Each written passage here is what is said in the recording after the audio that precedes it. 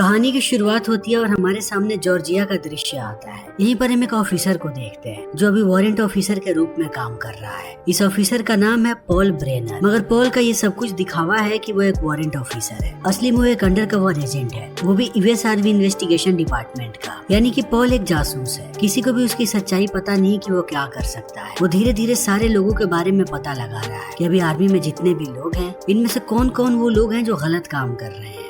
Paul ऐसे ही अपने काम में लगा हुआ है। थोड़ी देर के बाद हम देखते हैं लेफ्टिनेंट जनरल जोसेफ को, जिसे सारे लोग बधाई देते हैं और उसका स्वागत कर रहे हैं क्योंकि वो लंबे समय से काम कर रहा है आर्मी के लिए और अगले एक सप्ताह में उसके रिटायरमेंट है। उसके रिटायरमेंट को लेकर के लोग बहुत खुश हैं। वो चाहते हैं कि यहाँ पर एक शानदार समारोह हो। तभी पॉल को कॉल आता है उसके कैप्टन का। उसका कैप्टन पूछता है कि तुम जिस केस पर वहाँ गए थे उसकी प्रोग्रेस रिपोर्ट क्या है। पॉल कहता है कि यहाँ पर बहुत सारे ऐसे लोग हैं जो हथियारों की तस्करी कर रहे हैं और सरकारी हथियारों को बेच रहे हैं गलत लोगों के हाथ। मैं उनके खिलाफ ही सबूतों को इकट्ठा कर रहा हूँ। कुछ ही समय में उन सारे लोगों को गिरफ्तार करूंगा और ये केस बंद हो जाएगा। पॉल अपने काम को लेकर के बहुत ही ज्यादा कॉन्फिडेंट है और उसके इस कॉन्फिडेंस को देखने के बाद कैप्टन को खुशी होती है क्योंकि पॉल अपने काम में माहिर है। पॉल ऐसे ही आगे बढ़ रहा होता है अपनी गाड़ी से, तभी उसका टायर पंचर हो जाता है और वो कार को रोक देता है। वो यहाँ पर अकेला है। अभी वो सोच ही रहा होता है कि क्या करे, तभी उसके सामने आकर के एक गाड़ी रुकती है जिससे एक लड़की बाहर आती है जो कमांडर है। इसका नाम है एलिजाबेथ। एलिजाबेथ पॉल से पूछती है कि क्या हुआ। पॉल कहता है कि मेरी टायर पंचर हो गई है। तो वो नीचे बैठती है और खुद ही टायर को चेंज करने लगती है।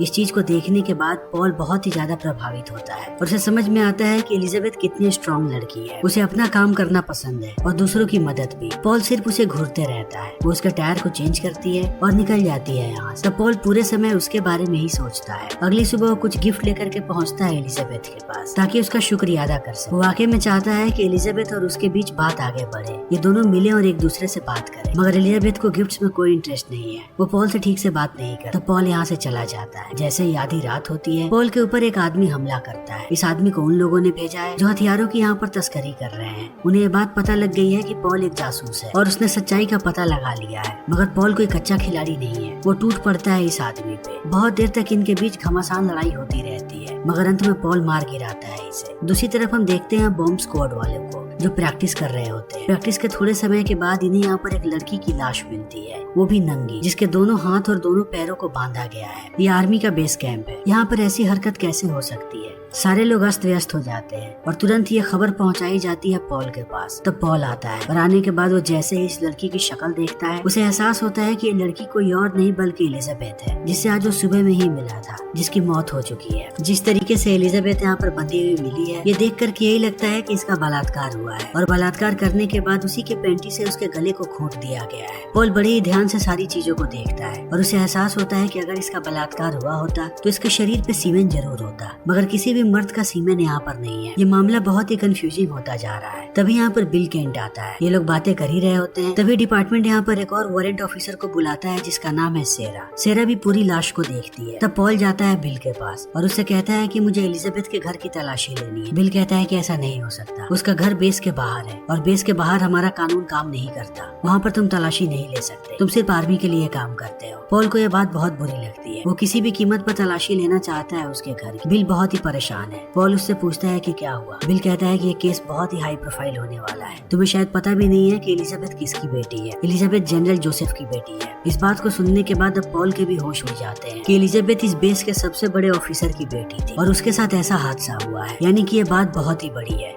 जितनी बड़ी ये बात नजर आ रही है ये उससे भी बड़ी बात है। अगले दिन वो और सेरा पहुंचते हैं जनरल के पास। अपनी बेटी की मौत से जनरल बहुत परेशान है। वो पॉल को कहता है कि तुम्हें 36 घंटों के अंदर इस केस को सुलझाना पड़ेगा। पॉल कहता है लेकिन क्यों। तब वो बताता है क्योंकि 36 घंटे के बाद एक केस FBI के पास चला जाएगा और वो आकर के बेस में जो करेंगे हमारे पास उन चीजों का कोई जवाब नहीं होगा। उनका काम करने का तरीका बहुत ही अलग है और मैं नहीं चाहता कि FBI मेरे बेस में आए। इस केस को तुम सुलझाओगे, वो भी 36 घंटे के अंदर। पॉल कहता है कि मैं एलिजाबेथ से थोड़े समय पहले ही मिला था। वो एक बहुत ही स्ट्रॉन्ग लड़की थी। उसने एक झटके में मेरे टायर को चेंज कर दिया और उसके माथे पर एक सिकन तक नहीं थी। उसे पता था दुनियादारी के बारे में। मैं इस बात को समझ नहीं पा रहा कि उसके साथ ऐसा हादसा कैसे हुआ। जोसेफ भी अपनी बच्ची की तारीफ करता है और कहता है कि उसे भी ये बात समझ में नहीं आ रही। अब पॉल यहाँ से जाने लगता है। तभी उसकी मुलाकात होती है कर्नल फाउलर से। फाउलर कहता है कि तुम्हारे पास पूरी आजादी है, तुम जैसे चाहो वैसे इन्वेस्टिगेशन करो, मगर किसी को भी गिरफ्तार या पूछताछ करने से पहले तुम मुझसे पूछोगे और यही यहाँ का कानून है। और मैं तुम्हें एक बार फिर से कानून याद दिलाना चाहता हूँ। दुनिया में 3 तरीके के कानून होते हैं, एक सही, एक गलत और एक आर्मी का कानून। और मैं चाहता हूँ कि तुम आर्मी के कानून को मद्देनजर रख करके काम करो। मगर फाउलर को ये बात पता नहीं कि पॉल कितना बड़ा जिद्दी और अड़ियल आदमी है। उसे जो करना है वो वही करता है, उसे कोई भी नहीं रोक सकता। उसे नियम और कानून की बिल्कुल भी परवाह नहीं है, उसे पता है कि क्या करना है। अभी उसका सबसे पहला टारगेट है कि वो किसी तरीके से एलिजाबेथ के घर के अंदर जाए, और वो यही करता है। सेरा और वो दोनों जाते हैं और सबसे पहले उसके दरवाजे के लॉक को खोलते हैं। अंदर जाने के बाद वो हर एक चीज को बड़े ही ध्यान से देखते हैं। उन्हें ऊपर कुछ भी नहीं मिलता। तब वो जाते हैं बेसमेंट के अंदर। तब एक बड़ी सी बिस्तर उन्हें नजर आती है और हर तरफ अजीबो गरीब चीजें हैं। ऐसी चीजों का इस्तेमाल तब करते हैं जब दो लोगों को अभद्र तरीके से इंटीमेट होना होता है, जब वो एक दूसरे को पीटते हैं और काटते हैं। तभी यहाँ पर इन्हें बहुत सारे टेप्स नजर आते हैं। पॉल एक टेप को उठाता है और प्ले करता है। तब उसे एलिजाबेथ का एक और चेहरा नजर आता है। यहाँ पर एलिजाबेथ आर्मी के ज्यादातर ऑफिसर्स के साथ इंटीमेट होती थी। वो भी बड़े ही अभद्र तरीके से। वो उन्हें कोड़े मारती थी और खुद भी कोड़े खाती थी। इस चीज को देखने के बाद इन दोनों के होश उड़ जाते हैं। मगर पॉल सेरा को कहता है कि ये बात सिर्फ हम दोनों तक रहनी चाहिए, ये टेप भी कहीं नहीं जानी चाहिए वरना हमारे केस में बाधा आ सकती है। तुम बाहर जाओ, मैं सारे टेप्स को लेकर के आता हूँ। इन बातों को सुनने के बाद सेरा चली जाती है बाहर। तब पॉल सारे टेप्स को रखता है एक बैग में। मगर वो यहाँ से निकलता उससे पहले मास्क पहना हुआ एक आदमी आता है और उस पर हमला कर देता है। इन दोनों के बीच लड़ाई होती रहती है, मगर वो आदमी छीन करके भाग जाता है उस बैग को जिसके अंदर सारे टेप्स हैं। तब पॉल आता है बाहर और सेरा को कहता है कि हम कुछ चीजों को शायद देख नहीं पा रहे हैं। अंदर एक आदमी आया और सारे टेप्स को लेकर के चला गया। यानी वो गुनहगार हमारे बीच का ही है, जिसे सब कुछ पता है कि आखिर हम क्या कर रहे हैं और हम कहाँ कहाँ जा रहे हैं। हमें बहुत चौकन्ना रहने की जरूरत है, तभी हम सच्चाई तक पहुँच पाएंगे। तभी इन्हें पता लगता है कि फोरेंसिक ऑफिसर आ चुका है मौका वारदात पर। ये दोनों वहाँ पहुँच जाते हैं। तब ऑफिसर बताता है कि उसने सारे के सारे टेस्ट कर लिए। इस जगह पर कम से कम 6 लोग आए थे जब एलिजाबेथ की मौत हुई थी उससे पहले। लेकिन हैरानी की बात यह है कि किसी का भी सीमेन एलिजाबेथ के अंदर नहीं मिला और इस बात को ये लोग समझ नहीं पा रहे हैं। फोरेंसिक ऑफिसर बताता है कि एलिजाबेथ ने जरा सी भी कोशिश नहीं की है अपने आप को छुड़ाने की। वो जहाँ पर थी एकदम वहीं पर है। अगर उसके साथ बलात्कार हुआ होता तो वो रसीद जरूर कर। ये केस बहुत ही ज्यादा उलझते जा रहा है। पॉल कहता है कि इस पूरे कैंप की तलाशी लो। थोड़ी देर के बाद इन्हें एलिजाबेथ के कपड़े बहुत दूर मिलते हैं और उसका सारा सामान। फिर एक एक करके लोगों से पूछताछ करना शुरू कर देते हैं। सबसे पहले ये लोग उस ऑफिसर के पास जाते हैं जिसकी ड्यूटी रात में टावर पर होती है और ये ऑफिसर एक महिला है। वो महिला कहती है कि रात में एक गाड़ी आई थी जिसकी हेडलाइट जल रही थी। मुझे देख करके ऐसा लगा कि कोई ऑफिसर अपनी गर्लफ्रेंड के साथ आया है और वो लोग कुछ कर रहे हैं। तब मैं शांत हो गई। मुझे ये बात पता नहीं थी कि वो एलिजाबेथ ही थी। इन सारी बातों को कहने के बाद वो भावुक हो जाती है और कहती है कि एलिजाबेथ बहुत ही स्ट्रॉन्ग महिला थी। जब भी हम लोग परेशान होते थे वो हमारे पास आती थी और बताती थी कि यहाँ पर कैसे रहना है। वो बताती थी कि ये कैंप मर्दों का है, हमेशा से आर्मी में मर्द ही रहे हैं, इसलिए जब भी वो लड़कियों को देखते हैं तो उन्हें अजीब सा लगता है। उनकी नजरों में हम कमजोर हैं, मगर हमें अपने आप को अपनी नजरों में देखना है कि हम कितने स्ट्रॉन्ग हैं। उसकी ये बातें सबको बहुत ही ज्यादा मोटिवेट करती थी। लेकिन आज एलिजाबेथ के साथ कुछ ऐसा हुआ जिसे देखने के बाद सारी लड़कियां डरी हुई हैं। पॉल के लिए केस और भी ज्यादा उलझता जा रहा है। वो अब पहुंचता है कर्नल रॉबर्ट के पास पूछताछ करने के लिए, मगर रॉबर्ट बहुत ही ज्यादा अड़ियल है। वो एक भी सवाल का ठीक से जवाब नहीं देता। तब एक वक्त के बाद पॉल भड़क जाता है और कहता है कि मैं तुम्हें गिरफ्तार कर रहा हूँ क्योंकि तुम मेरे सवालों का जवाब नहीं दे रहे। इतना कहने के बाद वो रॉबर्ट को लेकर के चला जाता है। दूसरी तरफ हम सेरा को देखते हैं जो उस जगह पे घूम रही है जहाँ पर लाश मिली थी एलिजाबेथ, और वो रिकॉर्ड कर रही है कि उसे क्या क्या खबर अब तक मिली है। तभी कुछ लोग आकर के उस पर हमला कर देते हैं, उसे पीटते हैं और कहते हैं कि पॉल को कहना कि हमसे दूर रहे। जब वो सेरा को धमका रहा होता है तभी सेरा की नजर पड़ती है कि इस आदमी के हाथ में एक अंगूठी है। दूसरी तरफ पॉल पूछताछ करने की कोशिश कर रहा है रॉबर्ट से। तब रॉबर्ट गुस्सा हो जाता है और कहता है कि तुम्हें बहुत शौक है सच्चाई तक पहुंचने का। मैं तुम्हें एक सच्चाई बताता हूँ, अगर तुमने इस सवाल का जवाब पता लगा लिया तब तुम इस केस को समझ जाओगे। तुम्हें लगता है कि एलिजाबेथ के साथ गलत हुआ है, उसके साथ बलात्कार हुआ, लेकिन एक औरत के साथ बलात्कार से भी बुरा क्या हो सकता है? जाकर के इस सवाल का जवाब ढूंढो, तब तुम्हें सब कुछ पता लग जाएगा। पॉल इन बातों को समझने की कोशिश कर ही रहा होता है, तभी उसे पता लगता है कि सेरा पर हमला हुआ है। वो उसके पास पहुंचता है और पूछता है कि क्या हुआ। तब वो पूरी बात बताती है और ये बात भी बताती है कि उस आदमी के हाथ में एक अंगूठी थी। जैसे ही वो अंगूठी को डिस्क्राइब करती है, पॉल समझ जाता है कि आदमी कोई और नहीं बल्कि यहीं का ऑफिसर एल्बी है। पॉल उसे तुरंत पकड़ता है और पीटना शुरू कर देता है। सेरा भी यहीं पर है। ये लोग उससे पूछताछ करना शुरू कर देते हैं कि तुमने ऐसा क्यों किया। तब एल्बी बताता है क्योंकि मेरे ताल्लुकात थे उस लड़की के साथ और मैं नहीं चाहता कि ये केस आगे बढ़े, वरना मेरा भी नाम आएगा। और मेरा क्या, इस कैंप के सारे मर्दों का नाम आएगा। जितने भी सिपाही यहाँ पर हैं, उन सब के साथ एलिजाबेथ सोती थी। ऐसा कोई भी सिपाही नहीं जो छूटा हुआ हो। और मैं तुम्हें एक और राज की बात बताऊं, वे सारी चीजें खुलेआम करती थी। वो चाहती थी कि उसके पिता तक ये बात पहुंचे। उसने कभी भी कोई चीज छुपा करके नहीं की। उसकी हर बार यही कोशिश होती थी कि उसके सारे अय्याशियों की खबर उसके बाप तक पहुंचे। पॉल को समझ में नहीं आ रहा कि आखिर एक बेटी ऐसा क्यों करेगी। अब वो वापस जाता है रॉबर्ट के पास। तब देखता है कि बिल ने उसे छोड़ दिया है। इस चीज को देखने के बाद पॉल गुस्सा हो जाता है और जाता है रॉबर्ट के घर पे। तब देखता है कि रॉबर्ट ने अपने आप को गोली मार ली है। पॉल के हाथ बस एक वही शख्स लगा था जो सच्चाई बता सकता था, जिसकी अब मौत हो गई। अब सारे ऑफिसर्स यहाँ पर चले आते हैं। जैसे ही बिल यहाँ पर आता है, पॉल उससे पूछता है कि तुम्हें ये बात पहले से पता थी कि एलिजाबेथ क्या कर रही थी। उसका संबंध यहाँ के सारे ऑफिसर्स के साथ था। बिल कहता है कि इन बातों पर भरोसा मत कर, ये सब के सब बस रूमर्स थे। कैंप में ऐसे बहुत रूमर्स लोग फैलाते रहते हैं, खास करके ये सिपाही। ऐसी चीजें फैलाने में उन्हें मजा आता है। तभी फाउलर आता है और आकर के पॉल को कहता है कि मैं इस केस को बंद कर रहा हूँ। अब हमें सच्चाई का पता लग गया। मुझे लगता है कि रॉबर्ट ही वो आदमी है जिसने एलिजाबेथ को मारा है। जब उसे लगा कि हम सच्चाई पता कर लेंगे, तब गिल्ट में आकर के उसने अपनी जान ले ली। मगर पॉल इन बातों से कन्विंस नहीं है। उसे लगता है कि सच्चाई कुछ और ही है। केस अभी बंद नहीं होनी चाहिए। वो थोड़ी मोहलत लेकर के जाने लगता है। तब सेरा उसे बताती है कि उसे एलिजाबेथ की रिपोर्ट मिली है। वो हमेशा ही जाती थी अपने साइकोलॉजिस्ट के पास, जिसका नाम है कर्नल डोनाल्ड। पॉल कहता है कि हमें उससे मिलना चाहिए। जैसे ये लोग डोनाल्ड के पास पहुंचते हैं, इन्हें पता लगता है कि डोनाल्ड बहुत दुखी है। वो बार बार एक ही बात कहता है कि मैं एलिजाबेथ की मदद नहीं कर पाया। तब ये लोग कहते हैं कि हमें पूरी सच्चाई जाननी है। डोनाल्ड बताता है कि 7 साल पहले एलिजाबेथ ट्रेनिंग के लिए आई थी। तभी ट्रेनिंग के दौरान 10 सिपाहियों ने उसका बलात्कार किया। जिस तरीके से उसकी लाश मिली है, उसे ठीक वैसे ही बांधा गया था और उसके गले में उसके पेंटी को भी फंसाया गया था।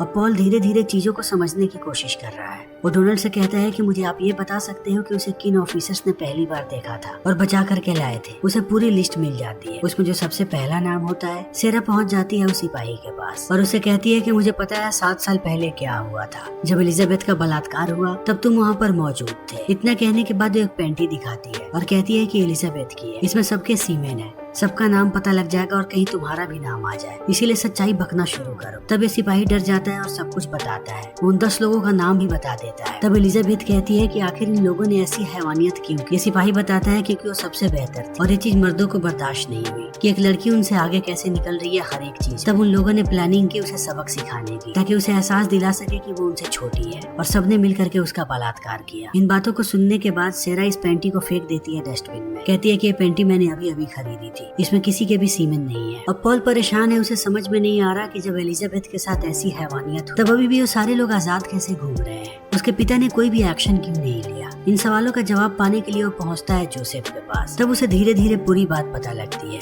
जिस दिन एलिजाबेथ का बलात्कार हुआ, उसके बाद जोसेफ के पास कॉल आया हॉस्पिटल में आने के लिए। मगर हॉस्पिटल में जाता उससे पहले उसका सीनियर उसके पास आ गया और उसने कहा कि ये बात आगे नहीं बढ़नी चाहिए। अगर ये बात बाहर आ गई तो हमारे पूरे कैंप की रेपुटेशन खराब हो जाएगी और पूरी आर्मी की। भविष्य में कोई भी महिला हमारे आर्मी को ज्वाइन नहीं करेगी। हम सबकी नौकरियां खतरे में आ सकती हैं। इन सबको बचाने का सिर्फ एक ही तरीका है कि हम इस बात को हमेशा के लिए दबा दें। मुझे पता है ये चीज तुम्हारे लिए आसान नहीं है, मगर तुमने हमारी मदद की, तब हम भी तुम्हारी मदद करेंगे। तुम्हें प्रमोशन देंगे और एक्स्ट्रा स्टार्स भी। तुम यहाँ के सबसे बड़े ऑफिसर बन सकते हो। उसके साथ साथ हम एलिजाबेथ की भी मदद करेंगे। उसे वो ओहदा दिया जाएगा जिसके बारे में वो सोच भी नहीं सकती। उसे मर्दों के बराबर का ओहदा मिलेगा और सारी चीजें भी, जिससे वो पूरी जिंदगी शान से बिता सकती है। यही मौका है सोचने का। इन सारी बातों को हमेशा के लिए दबा दो। जोसेफ जैसे ही इन बातों को सुनता है, वो कंफ्यूज हो जाता है कि उसे क्या करना चाहिए। मगर अंत में वो निश्चय करता है कि वो इस बात को बाहर नहीं आने देगा और पहुंचता है हॉस्पिटल और एलिजाबेथ को भी यही सारी बातें कहता है। तब उसके होश उड़ जाते हैं। उसे लग रहा था कि उसके पिता को जैसे ही ये बात पता लगेगी, वो चुन चुन के एक एक को गोली मारेगा। मगर उसका पिता उससे कह रहा है कि वो इन सारी चीजों को भूल जाए और नई जिंदगी की शुरुआत करे। एलिजाबेथ इन चीजों को बर्दाश्त नहीं कर पाती। पॉल जब इसे सुनता है, तब उसे रॉबर्ट की बात याद आती है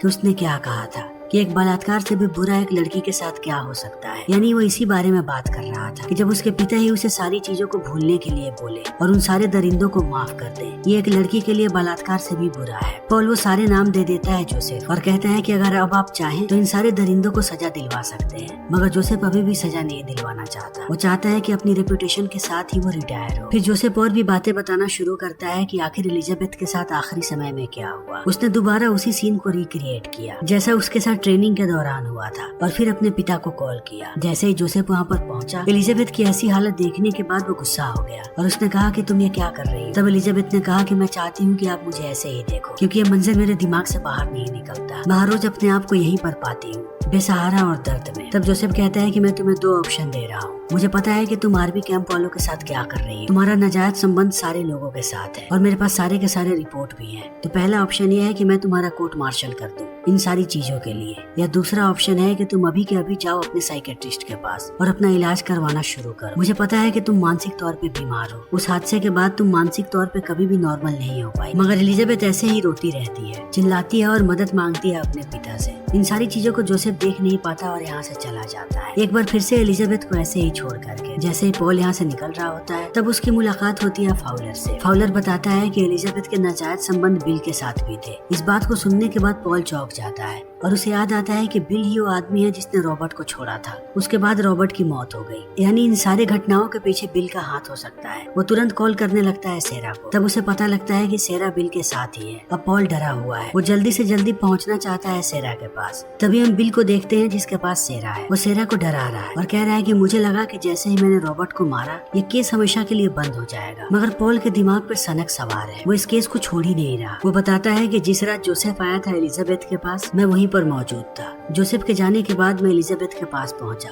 मैं सच में उससे प्यार करता था। वैसी स्ट्रॉन्ग लड़की मैंने अपनी पूरी जिंदगी में नहीं देखी। मैं उसके साथ रहना चाहता था। वैसी हालत में देखने के बाद जब मैं उसके पास गया उसे समझाने की कोशिश की, लेकिन उसने मेरे मुंह पे थूक दिया। तब मुझे गुस्सा आया और मैंने उसकी जान ले ली। मुझे पता था कि वो यही करती रहे, बाकी सारे मर्दों के साथ सोएगी। उसके लिए अच्छा यही है कि वो इस दुनिया से चली जाए। इन बातों को कहने के बाद वो एक बॉम्ब को फोड़ता है और अपनी जान खुद ले लेता है। मगर ऐन वक्त पर यहाँ पर आकर के सेरा की जान बचा ली है पॉल ने। अब ये केस बंद हो चुका है। सबको सच्चाई पता लग चुकी है कि सेरा को मारने वाला कोई और नहीं बल्कि बिल ही था और बिल ने ही रॉबर्ट को मारा था, क्योंकि रॉबर्ट को सच्चाई पता लग गई थी। अब जोसेफ को लग रहा है कि वो अच्छे से रिटायर हो सकता है। किसी के पास भी सच्चाई नहीं पहुंची है। तभी उसके पास आता है पॉल और कहता है कि सच्चाई अभी भी बाकी है। पूरी दुनिया को लगता है कि तुम्हारी बेटी को बिल ने मारा है, मगर अपनी बेटी को तुमने मारा है। जब उसका बलात्कार हुआ था उसे लग रहा था कि तुम उसे बचाओगे और गुनहगारों को सजा दिलवाओगे, मगर तुमने गुनहगारों को बचाया और उसी वक्त तुम्हारी बेटी मर गई। वो बस जिंदा लाश की तरह घूम रही थी। तब उसे मुक्ति दिया बिल ने। इस केस का अगर कोई सबसे बड़ा गुनहगार है तो वो तुम हो, इसीलिए मैं तुम्हारा कोर्ट मार्शल करता हूँ। तुमने गुनाह को छुपाया है। तुम्हारे साथ साथ उन 10 लोगों का भी कोर्ट मार्शल होगा। इन बातों को सुनने के बाद जोसेफ निराश होता है। अब सच्चाई सबके सामने आ चुकी है। सारे गुनहगारों को सजा मिल चुकी है। फिर इसी के साथ ये फिल्म यहीं पर खत्म हो जाती है।